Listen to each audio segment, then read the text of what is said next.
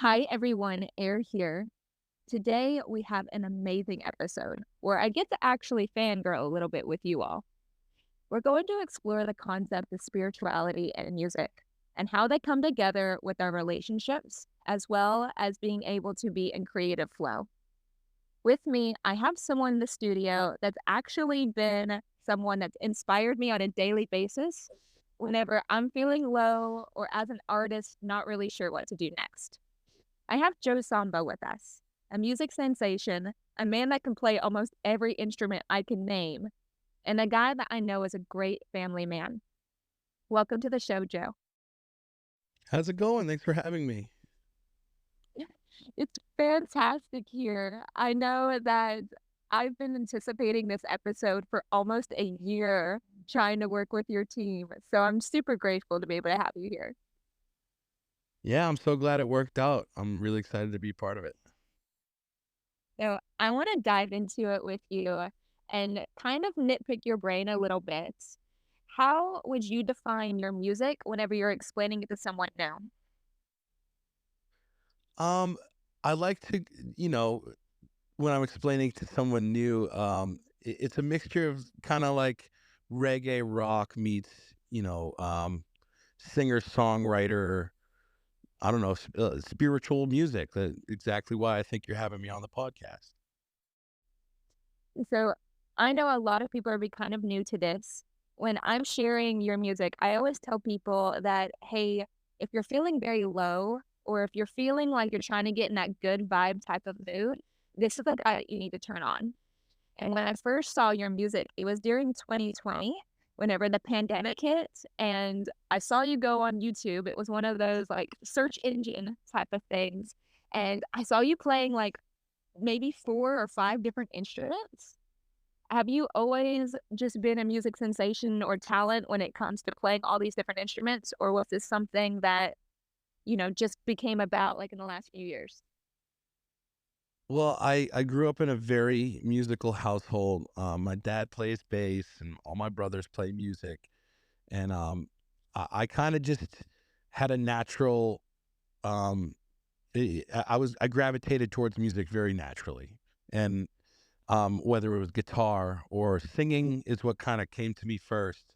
As a kid, I would always sing, but my dad having instruments everywhere, my brother playing the drums, I was exposed to a lot of different instruments at a young age. So I did drum lessons, took piano lessons, kind of taught myself guitar and bass, and my dad showed me a whole lot. The circle of fifths, every time we went to jam, it turned into a music lesson. But I kind of cherish those moments as I get older, and it's really cool to be a part of such a musical family and be exposed to it as a young age and being attracted to it for as long as I have.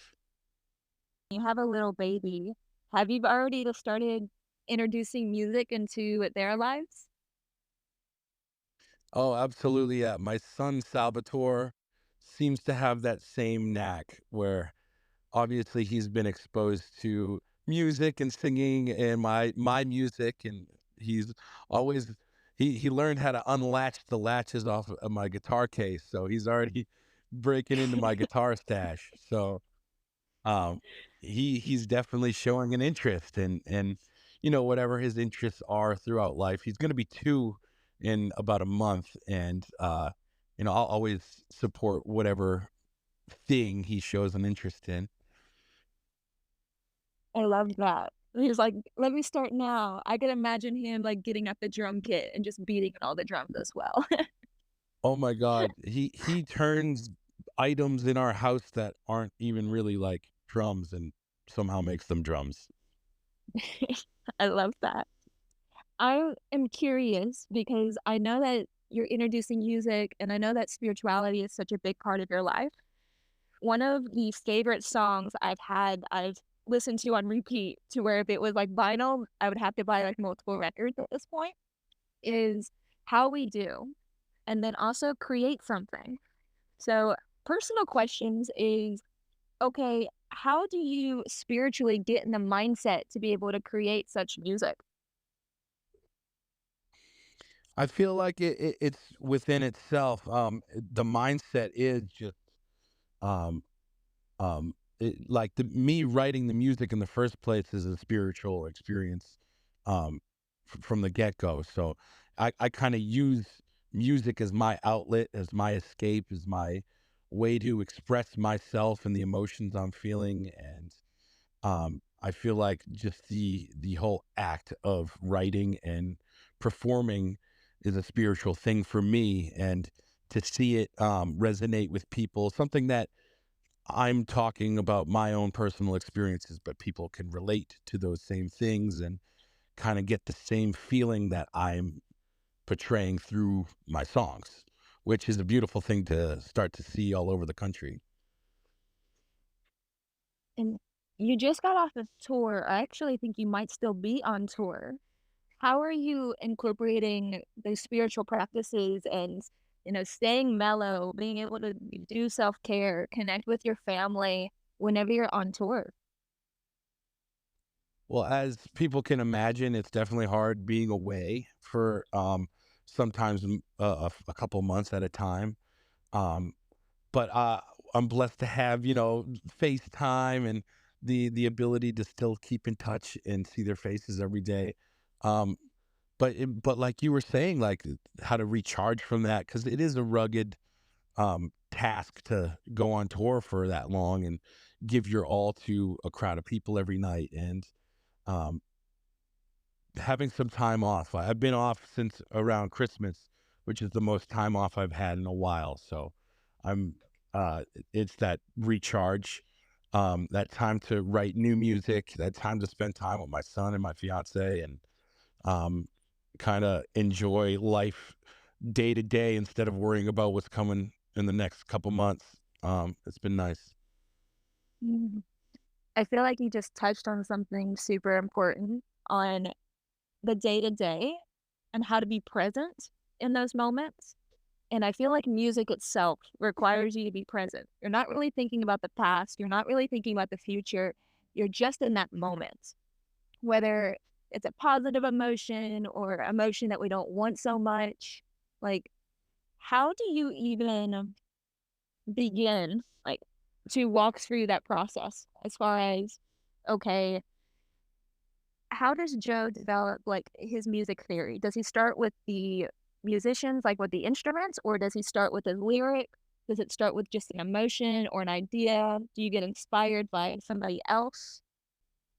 To touch on what you were saying as far as living in the moment, I uh, maybe like 5 years ago, 5 years ago, I picked up this thing of taking a deep breath, and as cliche as taking a deep breath, just take a deep breath, and next thing, everyone says just take a deep breath, but it means more than just taking deep breath. That breath represents the moment. That breath represents that what you have control of right now in this exact moment. Like you could, my bills due in, I don't know, 30 days, and how am I going to pay it, or whatever the thing is. I have a song deadline. I got to get my songs in. I still haven't written the rest of the album, you know, it- but like that deep breath kind of represents, all right, step one, okay, go to the studio, start this writing session. Step two, go meet my family for dinner. Like that it's the little things that become the big things. And um, for me, the big things is creating more music and expressing myself that way, and to put that energy towards that, even though it's been a little different since I've been touring full time and started a family. My writing process has definitely, I've noticed a different um, way of getting the songs out, um, spiritually, and just in general, trying to have time to record them. It's been a whole new process for me, so um, it's been a learning experience for sure. I love that you bring up the breath, and it's not just because my name is Air. I very much, whenever I'm in creation mode or when I'm in my more masculine energy and I'm trying to build something, is that breath is where we find our rest. And I feel like that's the moment where we channel things. we experience what life really has to offer for us. And we feel that connection not only with other people, but with nature, with animals, with what we cannot see, but we can feel. Do you have any other Absolutely. spiritual practices?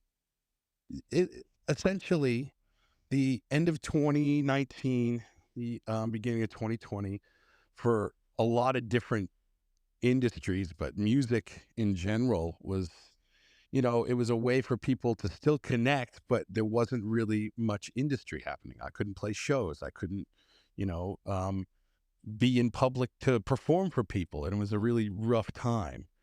And that's when I kind of tried to figure out my own way of understanding me and what I'm trying to put out there.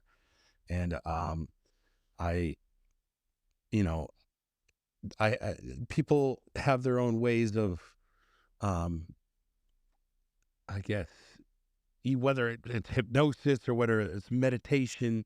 I would meditate, but I kind of created my own mantra with that. Like, that isn't quite a standard mantra. For me, it was like, all right, next step type of, like, kicking myself in the ass type of deal, more of mantra. And you know, it was I was a little harder on myself to get through this next step, um, but in a very graceful way, and meditate on things my own personal way.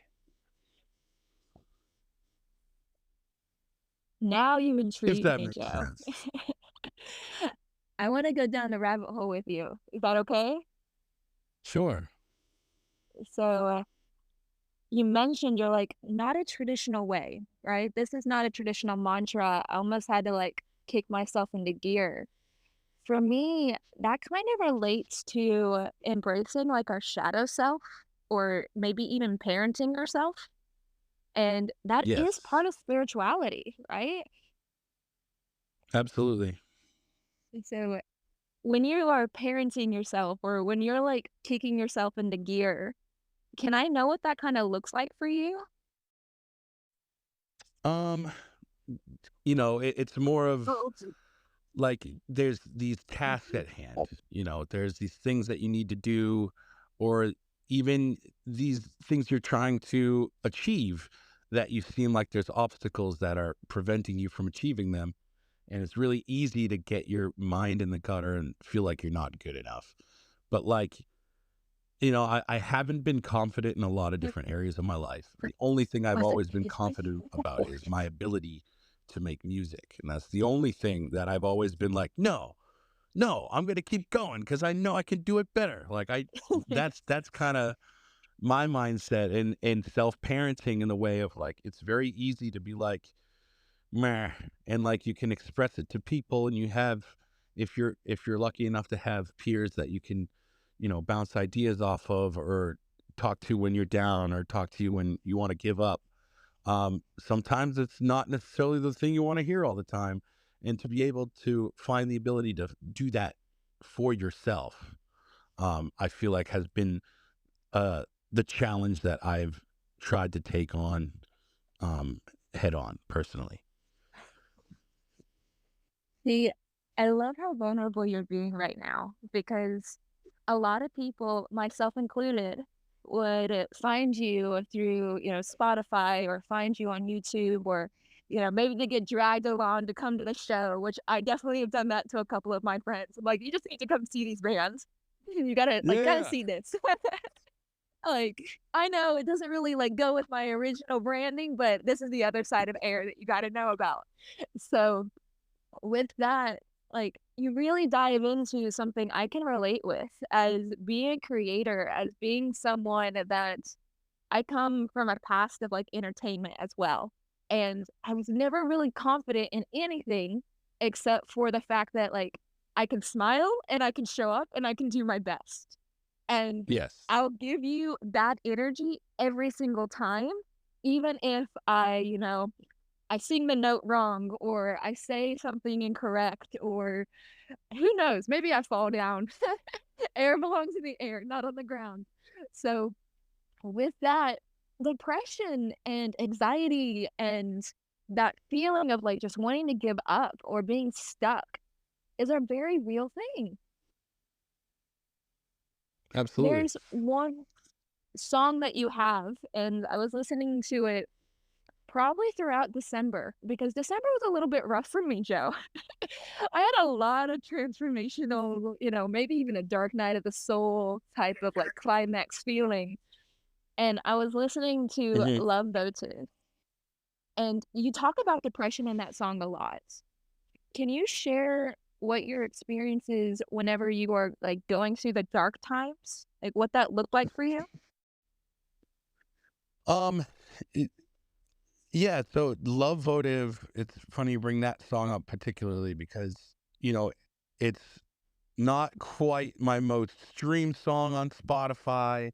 It's not like this anthem quite for a lot of people, but people who want to heal from something, seem to gravitate towards that song Love Votive. But Love Votive is my song. Like that's my baby. If there's a song that I wrote for nobody but myself, um selfishly I wrote it for me, and selflessly I want to share it with people that are going through something similar, which, I went through maybe 2 years straight of just depression, um, of just having just the wrong mindset, thought process, um, about myself, about what I was going through, the trauma that I was trying my best to get over, but like still didn't care about anything like that I normally would care about. And at the time too, I was, it was like I was mentioning earlier, around 2019, I put out my first record,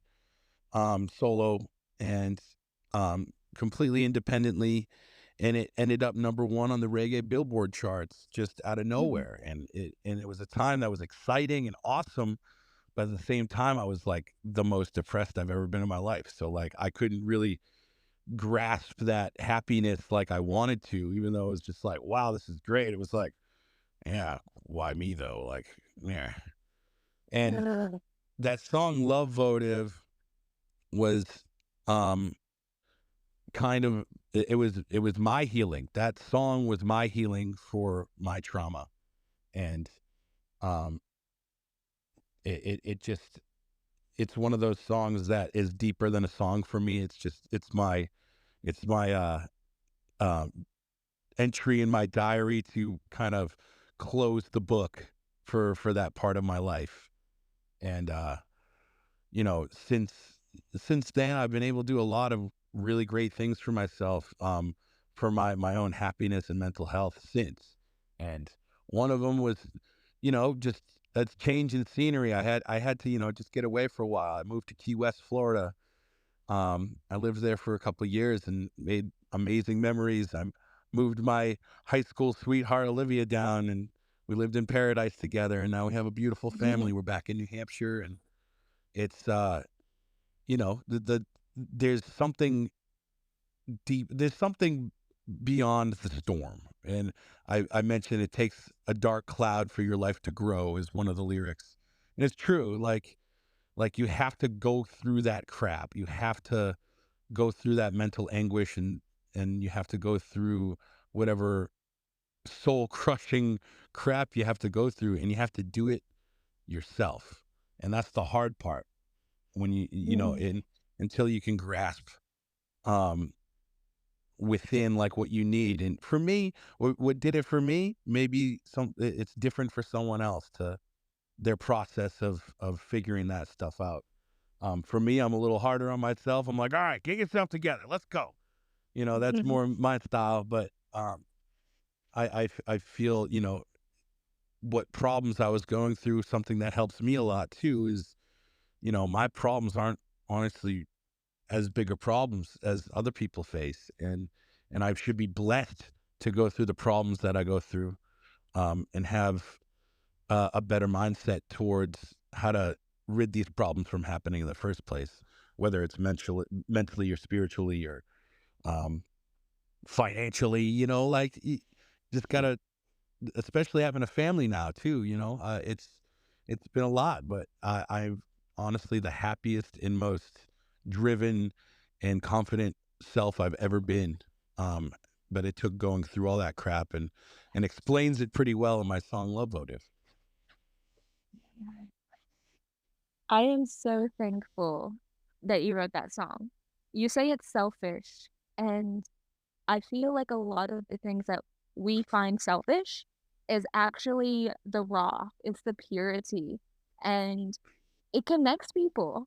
Like the breath you mentioned earlier, that's the one thing, no matter where you're at in the entire planet, that connects you with other people, is we all are breathing, trying to go moment to moment, figure it out mentally, spiritually, financially, and when you write songs like that, your personal diary.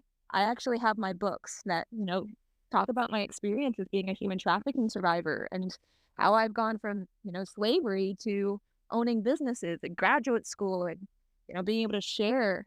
Those are very intimate, private moments, but those are the moments that bring true healing and transformation. So it will probably always be in my top 3 from you, Joe, and I just wanna, thank you I for that, appreciate and that. and I wanna get into a couple of questions because you seem like very much like, "I'm going to go and just conquer it, let's get out of this mindset, move forward." Have you ever considered or touched base with, like, a counselor, a therapist, maybe even a life coach, or has your spiritual connection been through just music? You know, it's different for everyone. Like I was saying earlier, I did go to a therapist. I went to a couple different sessions, and what a therapist did for me was make me realize how I can do this same process myself. Mm. Not saying I don't need a therapist. Maybe down the road in my life, I did get a lot out of the sessions, but the biggest thing at the time in my life, I realized is like, oh, like I can be my own therapist. Like I just have to have the right mindset and kind of but I needed guidance from them in the first place. It's not like, I'm not suggesting everyone should just try to do it themselves, but it's different for everybody. And, you know, um I music, like you said, has kind of been more of a therapeutic outlet for me, and I'm lucky I have that outlet, and that's why in my song "Create Something," I explore that avenue with just create to create and nothing else, and it's therapy all in itself. And for me, it's music. For someone else, it may be some, you know, anything but whatever gives you this creative release and therapeutic release. And even if it's just listening to music, I'm glad I could be the purveyor of that feeling through music, which is really, really fun to watch from a stage or from people's reactions on social media. Um, it's cool to see. So, I love how honest you're willing to be with that because you could have been like, "Therapy is amazing," or "Therapy worked out for me," but you were like, "No, I went to therapy and I learned my tools, and with those tools, I know I can move forward." That is definitely one of the Exactly. most honest answers I've been given about therapy because I'm a psychotherapy. Like, that's what we do is like a practice, and Hmm. that's what I'm working towards. But I also know that I don't just believe in Western medicine, I believe in Eastern medicine as well. So we have the sacred Hmm. plants, and I know that you partake as well. And I know that we have, different types of flows, dance, and being able I love yoga. Like, there's so many different ways to release therapeutically. And sometimes sitting down with somebody isn't the answer. And sometimes sitting down with somebody and just learning the tools and having a couple of things in your toolkit to walk away with is exactly what's needed in the moment. I always tell my clients, of like, hey, look, I'm not like a regular doctor, or I'm not like a physician where you go and you're sick and I want you to be in my chair or I want you to, be lying on the table, whatever it would be for months on end. because that means I didn't do my job right. I'm not a good coach in that type of respect. I want to just equip you with the tools and I'll be fine because, if I did my job right, you're going to tell your friends. And I feel like Yes. in United States particularly, that gets kind of misconstrued sometimes. So, ooh. Mhm. I want to kind of dive into some happy stuff before I let you go. Tell me about this "Don't Stop Me Now" phenomenon that you just released. Don't Stop Me Now. So, um, it's one of my favorite songs ever from the band Queen, and um, I always thought it would like any band that tried to cover Queen, and do it justice. I would always just mad respect just because it's Queen. Um, so it was always like a thing I've wanted to do was cover a Queen song, but it just made sense for "Don't Stop Me Now" because it's my favorite song from them. But it was my go-to, kind of like drunken karaoke night song, and the reaction from like the karaoke bar, everyone always loved when I covered it and sang it after a couple Tito sodas and a microphone, just belting it out. And it just kind of made sense. I was like, you know what? I'm gonna do like a ska rock cover of "Don't Stop Me Now," and I did it just for fun, and I got a lot of my favorite musician friends of mine on it. My buddy Justino did the ripping Brian May guitar solo, and Billy Cottage played trombone and keys on it. My drummer Dave Petty played drums, and it was just a fun thing to do. And it seems to be going over pretty well. People seem to dig it. It's really hard to play live, but we're doing it. Do you have any tour dates that are coming up? Because I know you said that you're on break right now. Yeah, so I'm off the road right now. Come springtime, we'll be back out on the road. Within the next month or so, I'll be announcing a lot more. And if people are into it, you can see all my upcoming stuff on joesamba.com, and from merch to tour dates to anything. And signing up for my email list will help that too. Mm. And I'll definitely put all of that in our show notes. And then I'm just curious, I'll leave you with this like one tiny little request since you're doing covers these days. Even if it ends up in my personal like inbox, I'll be just as happy. But I would love to see my favorite song, my drunken night karaoke song is Drop to Jupiter. And I'm just curious how Nice. you would put that together. I could I'll do even something. That'd be drunkenly fun. sing it with you. Let's do that. You said With you're in Miami. Yeah, I will by all means sing Drop to Jupiter with you. And, Well, let's you let's have a drummer named let's Petty? do Like, let's do yes, drunken karaoke drops of Jupiter I am up for it next 100%. time in Miami. With that, I want to ask you, is there anything you want to leave our audience with that if they needed something as like a spiritual advice or emotional, or even as, a new dad, what would you leave them with? Um, be yourself and stop taking yourself so seriously. And I love you. So, oh, we love you too, Joe. That's something See, that I plan on telling my son when he leaves for school every day is be yourself, bud. Like that's what I plan on telling him. That's it. You know, just do you. Try not to stress yourself out. Just take on the day. one breath at a time. So, with everyone out there, thank you so much for joining Joe and me today. Check out his music at joesamba.com. He'll have those tour dates coming up in about a month. You'll see those in our show notes as well. And if you want to find Joe on Instagram, you can find him with Joe Samba Music, or you can find him through our personal Instagram at Air Kramer. Until then,